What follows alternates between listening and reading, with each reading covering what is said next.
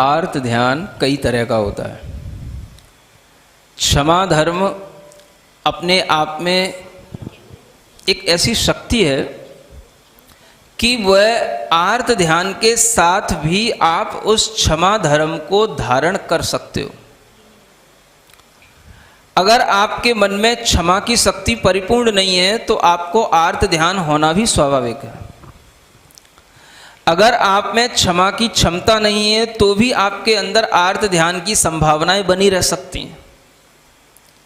और उस समय पर यदि आपको लग रहा है कि ये आर्त ध्यान हो रहा है हमारी इस क्षमा की कमी के कारण से, तो आप ये भी समझ सकते हो कि हम अपने आर्त ध्यान के परिणामों को छोड़ें। कैसे छोड़ें?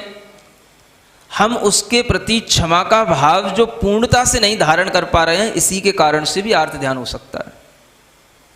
अगर हम अपने क्षमा के स्तर को बढ़ाएंगे और उसके प्रति हृदय से यदि हम उसको क्षमा कर पाएंगे तो फिर आपको आर्त ध्यान नहीं होगा। आर्त ध्यान तभी तक होगा जब आप क्षमा करने में समर्थ नहीं हो पा रहे हैं।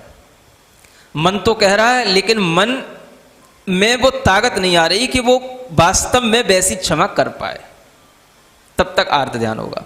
तो इसलिए उस आर्त ध्यान को समझें। अगर वो आर्त ध्यान आपके लिए क्षमा और बढ़ाने में सहायक बन रहा है तो उस आर्त ध्यान के माध्यम से आप अपनी क्षमा को बढ़ा भी सकते हैं, ये सोच करके कि इस आर्त ध्यान को अब हमें रोकना है और क्षमा के स्तर को बढ़ाना है, हृदय से क्षमा करना है, मन से क्षमा करना है, तो वो आर्त ध्यान छूट जाएगा।